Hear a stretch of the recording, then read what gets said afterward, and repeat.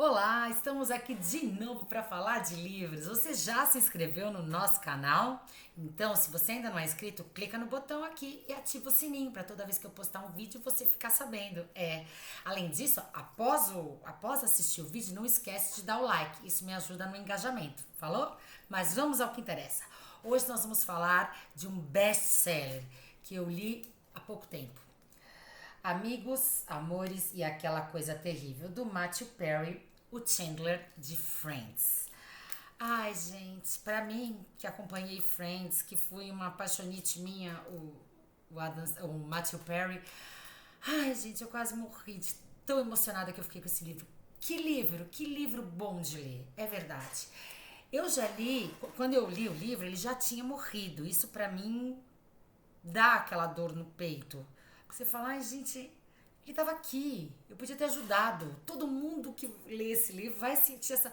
Mas eu estava aqui, dá vontade de ligar para ele, está melhor, quer um abraço? Porque é excepcional. A luta dele com a vida, a luta dele contra o vício foi tão grande e as recaídas foram tamanhas que você deixa de julgar. É como eu sempre falo, todos nós temos as nossas fraquezas. No caso dele, era a dependência química. E no nosso, qual é? A gente precisa analisar, a gente precisa avaliar. Quem tem dependentes químicos na família deve sofrer muito, mas é um livro muito bom, que ajuda a entender melhor a situação. Por outro lado, se você não tem dependentes químicos, também é um livro que vale a pena, porque você começa a não julgar tanto as fraquezas dos seres humanos, o que eles deveriam fazer, mas por que ele não se livra do vício, por que ele não ficou na reabilitação? Aí você começa a questionar o próprio sistema de reabilitação. Uma coisa que eu sempre questionei é a indústria farmacêutica. Como se faz um remédio que se vicia? Não pode, não pode. Você paga por isso ainda. Ela quer mais é que você se vicie para você utilizar cada vez mais o remédio e assim ela enriquecer cada vez mais. Isso no câncer, isso na dependência química. E a dependência química, num primeiro momento aqui, foi de remédios, de opioides. E ele teve um negócio que eu vou dizer pra você que eu já tive, hein? Ele teve uma constipação de tanto remédio que ele tomou, de tanto opioide que ele tomou, ele ficou constipado, ele não ia ao banheiro. E eu tive uma vez uma infecção dessa que eu quase morri de dor. Eu não sabia se era vesícula, se era rim, o que tava me doendo. Eu fui pro hospital, eu não parava na cadeira, eu rodava no chão, que nem como animal, sabe? Você fica desesperada de dor, você deita, você levanta, você senta, você agacha, você ajoelha e não tem posição. Só que o dele foi bem grave. O dele estourou. O cólon dele estourou. Então, fezes invadiu todo o organismo dele. Ele quase morreu. Ele ficou 14 dias em coma. Ele utilizou uma máquina que a maioria das pessoas morre ao utilizar. Mas ele não morreu. E foi aí que ele se questionou. Será que não tem um propósito pra mim? Por que Deus me salvou? Por que eu não morri aquela hora?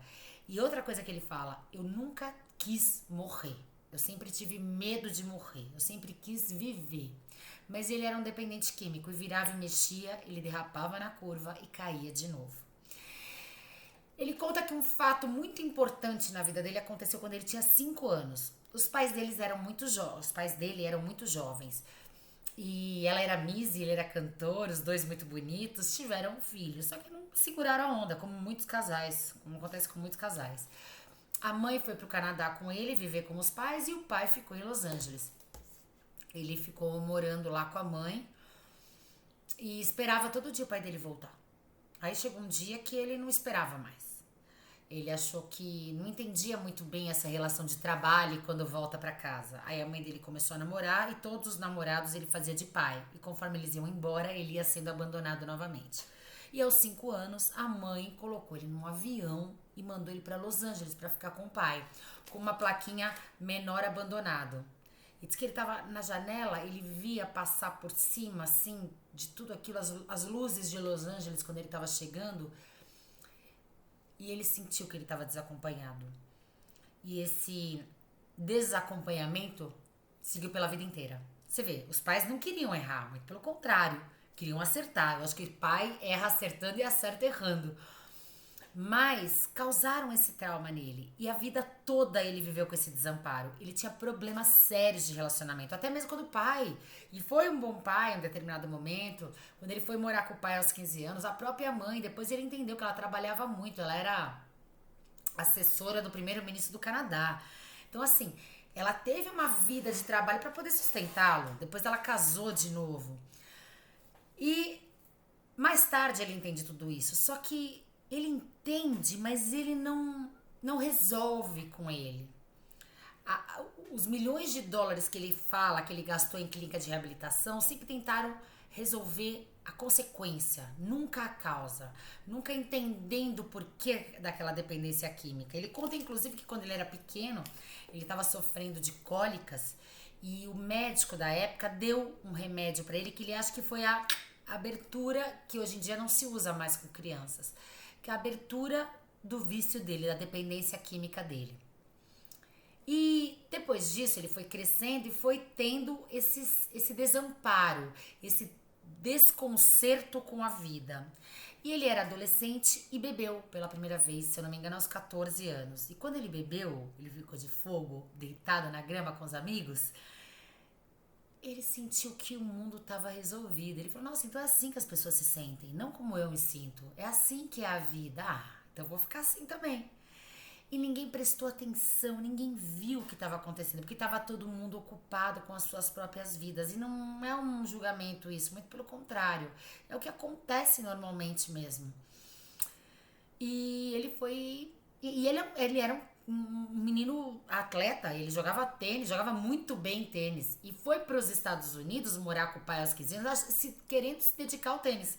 Mas quando ele chega lá, ele viu que o nível de tênis dos americanos era um pouquinho mais elevado, ele percebeu que não era dele, então ele resolveu atuar. Só que para ele era fácil atuar, não foi nenhum sacrifício, ele não sofreu, não teve nada disso, ele começou a ganhar papéis. Mas continuou a beber. Continuou a fazer amizades, amigos também atores e queria fama, como qualquer artista quer. E ele disse que uma vez ele ajoelhou, é uma das partes mais impactantes do livro, ele ajoelhou e pediu para Deus, me torne famoso, mas faça o que quiser comigo, mas me torne famoso. Aí ele disse, e Deus fez a sua parte e também me tornou famoso. Aí você fica, meu Deus do céu, cuidado com o que eu peço, né? Porque Deus vai fazer, vai fazer. E se eu não tiver estrutura suficiente, aquilo vai degringolar. Então a fama pra ele, que ele gostou, claro que ele gostou, ele adorou. Ganhou muito dinheiro, ele ganhava $1 milhão por episódio no final. E era uma época que não era a época que a gente vive hoje dos streams, não. Era uma época que as séries passavam semanais. E a cada semana ele ganhava $1 milhão. Cada ator ganhava $1 milhão. E ele relata no livro como ele conseguiu esse papel, como foi difícil, como ele se viu no Chandler. Ele falou, não preciso interpretar o Chandler sou eu. Porque ele era um menino que se sentia desconfortável com o silêncio. Então ele fazia piadas para que não houvesse silêncio. E essas piadas eram engraçadas. E ele se viu no Chandler. E o melhor amigo dele estava já aprovado, já tinha sido escolhido. Mas aí o amigo prefere a outra série. E aí ele vai e consegue fazer o Chandler. Dentre outras reviravoltas, eu não quero dar muito spoiler aqui, apesar da gente saber da vida dele. Saber em tese, né, gente? Porque aconteceu muita coisa aqui, viu? Chega uma hora que você fica cansada de tanta tentativa e erro dele em tentar se livrar do vício. E ele se tentava livrar do vício com outros remédios que o viciavam ainda mais. Ele chegou a tomar 55 comprimidos. Pensa alguém tomando 55 comprimidos por dia. Claro que deu uma constipação. Claro que o organismo dele reagiu. E ao mesmo tempo ele lutava para isso. Ele participou do ele dizia que ele bebia galões de vodka. Bebia à noite, sozinho, em casa, não só na companhia. E ele conta que chegou uma hora que ele não ficava mais bêbado. E nem os remédios faziam mais efeito. Ele não conseguia mais atingir o que ele deveria. Então aquilo, ele não tinha por onde, não tinha por que fazer aquilo. Mas ao mesmo tempo ele fazia, entendeu? E aí você percebe que ele tentava o tempo todo melhorar, melhorar, melhorar e não conseguia, e não conseguia. E as próprias indústrias farmacêuticas, o próprio seu sistema de centro de reabilitação não funcionava. Ele xinga bastante isso porque ele presenciou, participou e pagou e não resolveu nada. Então, foi bem difícil. E é bem difícil a gente ler isso. É bem difícil. Você olha e você fala, gente, podia ser comigo, podia ser com alguém próximo a mim, ou é com alguém próximo a mim. E ele que a gente tinha tanta simpatia, né? Ele era tão engraçado, tão fofo, você queria ser amigo dele, né? E Friends revolucionou uma geração, então eles fazem parte de quem assistia. E aí você vê o quanto ele passava e ninguém sabia muito o que ele passava. A própria Lisa que faz aqui o prefácio, ela mesma, a gente não sabia muito o que estava acontecendo. A Jennifer Aniston, numa reportagem, chora muito porque ela diz que não via, mas não via o quanto era profundo o vício dele. E sempre uma falta de concentração consigo, uma falta de encontro com seu próprio eu. Essa viagem que muitas vezes é dolorida, e se você não está preparado, ela te leva para um outro caminho. Mas você tem que fazer. Essa viagem é necessária, essa viagem de se conhecer, ela é necessária. O silêncio muitas vezes é incômodo, coisa que ele não queria ter, ele não queria ter o silêncio, por isso ele fazia as piadas, que por um lado facilitou a vida dele para ele ser o ator que ele foi, como também prejudicou, porque não fez ele ter contato. Tudo que é o incômodo, eu já disse em vídeo aqui do canal, tudo que é incômodo é necessário, porque a gente pensa, reflete, quer alterar, quer mudar. Porque se não tá incômodo, você fica na sua zona de conforto. Então é necessário fazer esse encontro consigo, é necessária essa viagem interior e se conhecer as próprias sombras, saber aonde você pode ir, o que te incomoda, por que te incomoda.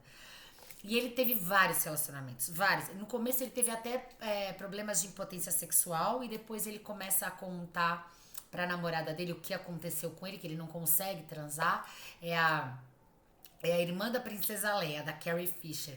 Ele conta pra ela o que aconteceu e ela começa a ter paciência com ele. E a partir daí mas ele vai pra aquele caminho de pegar todo mundo, passar o rodo geral. Pra você ter ideia, ele namorava a Julia Roberts. Todo mundo conhece a Julia Roberts, mas a Julia Roberts, naquele período, era a Julia Roberts. Era a mulher maravilhosa lá, uma linda mulher. Ela era ela. E namorou. E ela quis namorar. E ele que terminou com ela. E uma das cenas mais tristes é quando ela ganha o Oscar, acho que por Erin Brockovich. Ele tá num centro de reabilitação. Ele vê ela ganhando, faz uma piadinha, vai pro quarto dele e reflete os rumos que as vidas tomaram. Ela ganhando o Oscar e ele num centro de reabilitação. E você pensa, o que eu fiz até aqui? O que aconteceu comigo? Pra onde que eu tô indo? E ele variou de peso de 50 e poucos quilos a 102 quilos. Isso variando entre vício, remédio, doença, tratamento. Isso foi durante as 10 temporadas de Friends. E na nona foi a única que ele fez livre, limpo. E foi a única que ele teve uma indicação. Pra você ver como os vícios são preocupantes, né? Então ele tinha o vício num primeiro momento de álcool, depois de remédios, o cigarro e por último a cocaína, pelo que eu entendi ali, porque é um vai e volta no livro, tá? Não dá pra se perder não. Você entende muito bem aonde ele tá indo, o que ele tá querendo te dizer. Mas ele não queria cocaína no primeiro momento, depois ele foi pra cocaína. Uma única coisa que ele não queria chegar era na heroína. Ele tinha medo dessa droga. E mesmo assim, todas as vezes que ele conseguiu ficar limpo, que ele não utilizava mais droga, que ele chegou a ficar 2 anos limpo, não sei se mais, porque como eu li esse livro aqui, foi publicado, acho que num período que ele já estava mais tranquilo. Agora teve a morte dele, diz que não tinha droga envolvida, mas o que é verdade, o que é mentira, né? Nesses períodos dele se sentir bem, dele estar recuperado, ele apadrinhou muita gente. Ele queria ter um sentido na vida, ele queria dizer o porquê que ele estava aqui, por que Deus salvou, por que ele tinha esse privilégio, pelo dinheiro, porque ele era artista de Friends? Não, porque ele tinha que fazer o bem. Ele apadrinhou muita gente, pessoas ligavam pra ele, ele foi muito crente com as pessoas também. Ele tinha uma fidelidade aos amigos e às pessoas que o ajudaram. Apesar dele ter muitas namoradas e com todas elas ele terminou, poucas ele sofreu a perda, porque ele tinha medo de sofrer a perda, então o que ele fazia? Ele terminava antes. É um apego desconectado que ele tinha. Ele amava muito e não se sentia suficiente pra ela. Ele dizia: quando ela descobrir que eu não sou suficiente, ai meu Deus, ela vai terminar comigo, então deixa eu terminar antes. Ou fazia de tudo pra que o relacionamento se findasse. Ou seja, uma tristeza constante de alguém que nunca se encontrou e fica nessa busca, nesse vai, vai, vai, vai. Deve ter dado uma canseira nele tão grande, um estresse tamanho. Que você fala, gente, como pode? Eu queria ser amiga dele, pra, sabe, ficar, vamos tentar juntos, vamos. Eu acho que muita gente que foi amiga dele tentou isso. Eu não sei até que ponto ele se abriu, mas cada um tem a sua trajetória, cada um tem seu caminho. Ele tentou da forma que ele sabia. Só que ele, como eu disse, ele tratou a consequência e não a causa. Ele foi muito mais no vamos encerrar as drogas do que saber por que, que eu quero as drogas. Por que, que eu não aceito a realidade, a minha realidade? Por que, que eu brigo tanto com a minha realidade? E por que, que a gente faz isso com a gente? A gente briga com a realidade da gente. É chocante o que a gente faz. Quando a gente percebe que a fraqueza dele aqui era muito nítida, era muito a dependência química, uma coisa muito cruel. Mas a gente tem as nossas também. E muitas vezes a gente briga com a realidade, basta aceitá-la, basta vivenciá-la, basta entendê-la. O que, que ela tá querendo te ensinar? Qual é o passo que você tem que dar? Qual é o ano que você tem que passar, né? Pra você aprender a lição, passa de ano. E muitas vezes a gente não faz isso, fica repetindo, repetindo, repetindo, repetindo até que você aprenda. Foi o caso dele, ele repetiu diversas vezes. Ele achou que tinha passado, mas voltava para recuperação. Achou que tinha passado, voltava para recuperação. Ele, ele iniciou um processo de reflexão, no meu entendimento. Ele foi atrás de si, ele foi tentando entender o que estava acontecendo ali com ele, mas ele não aprofundou. Não teve busca suficiente, ele não teve força suficiente para ele. Não sei se ele não teve ajuda ou se ele mesmo não conseguiu aprofundar no que era necessário, nesse silêncio incômodo. E um dos momentos mais lindos é quando ele tem esse silêncio de desespero. É um desespero de dor, de inconformismo com a vida, de necessidade de se drogar, de dor física mesmo, e que ele vai para a cozinha dele e lá ele vê uma ondinha de nuvem. E essa ondinha se torna numa luz, numa luz dourada, e ali ele acha que ele viu Deus. E aí ele usa uma comparação, que ele usou Vicodin, que eles falavam que o sangue dele fazia parecer mel quente.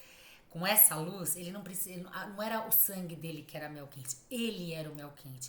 Ele se sentiu tão bem, numa paz tão grande, numa sensação tão presente de uma divindade que ele falou: isso aqui é Deus, isso aqui é Deus. Ele tá querendo me dar um sinal, eu vou entender. E ele entendeu por um período. Recaídas tiveram. E toda hora você fala: ai, coitado, de novo, de novo. Mas ele vai tentando. E toda vez ele volta para essa análise espiritual.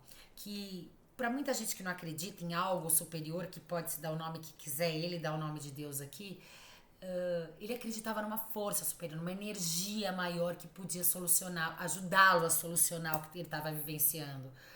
Ele comprava e vendia casas assim como se não encontrasse, sabe? Assim como se vivesse sempre em busca de algo, sem poder se achar.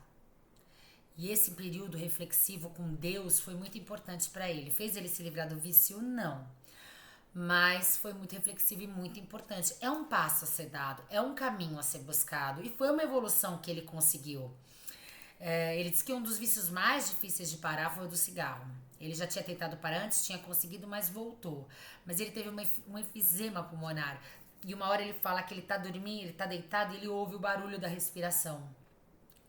E aí você vai, metaforicamente, ligando tanto ao efizema que ele tá sentindo que tem alguma coisa esquisita com o organismo dele, quanto o silêncio que reverbera dentro dele de que alguma coisa não está boa.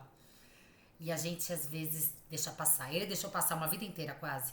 E a gente também faz isso. A gente deixa passar. Fala, ai, não. Deixa eu ligar a televisão aqui pra fazer um barulho. Pra eu não ficar pensando dentro dos meus pensamentos com a minha cabeça. Ou dentro da minha cabeça com os meus pensamentos. Às vezes a gente não quer porque é incômodo, porque dói, porque é disgusting. Mas ele é necessário. E esse barulho da respiração me fez ter essa reflexão. Não sei se ele quis passar isso, né, no livro, mas eu senti essa metáfora que era difícil para ele interpretar. Bom, eu acho que o livro é válido. Eu vou ler algumas partes aqui que eu achei, umas frases que são, eu achei muito importantes, né? Ele dizia assim que alguns anos depois eu estava dirigindo pela Pacific Coast Highway em algum carro chamativo, um carro tão escandaloso que não consigo de jeito nenhum me lembrar qual era. Eu tinha baixado a capota, o sol refletia na ponta das ondas do mar e ganhava tons prateados. Caras em pranchas de surf esperavam pela onda perfeita, que nunca vinha. Eu sabia exatamente como era essa sensação. Imagina você esperar pela sensação de um bem-estar uma vida inteira e não chegar a essa sensação nunca, porque você não deixa ela chegar, porque você não aprofunda para descobrir onde ela está. Porque a sua realidade pode ser diferente da minha, mas nós temos que enfrentá-la da forma que ela vier. E não é fácil enfrentar a realidade, por isso que a gente usa drogas, álcool, remédio para dormir, para acordar, enfim, de qualquer maneira. Por isso que existem os dependentes químicos. E ao invés de tentar solucionar as situações, as pessoas do sistema forçam a gente a ficar nisso. Uma outra coisa muito boa que eu achei bom que eu achei necessário falar aqui, ó. Você fica enjoado e com tremedeira. Parece que todas as entranhas estão tentando fugir do seu corpo. E isso continua ao longo do dia, por todas as horas do dia. A única forma de resolver o mal-estar é beber a mesma quantidade do dia anterior, ou um pouco mais, na noite seguinte.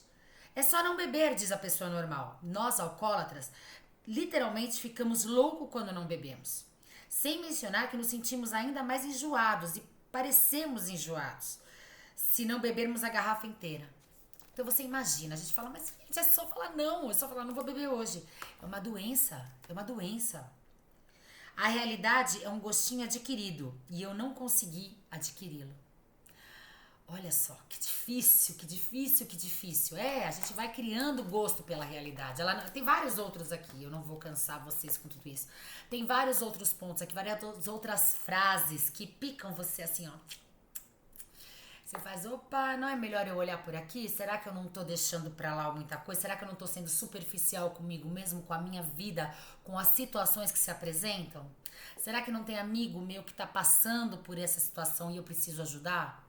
Preciso me aprofundar, não preciso deixar, deixa ele tá bebendo hoje, amanhã, depois, ele é assim mesmo. Não, talvez ele não seja assim mesmo, ele só tá precisando de uma ajuda. Enfim, Matthew Perry morreu, eu fiquei muito chateada, muito abalada, li esse livro em 2 semanas, ele tem 200 e poucas páginas, 68, acho, deixa eu ver, 288 páginas.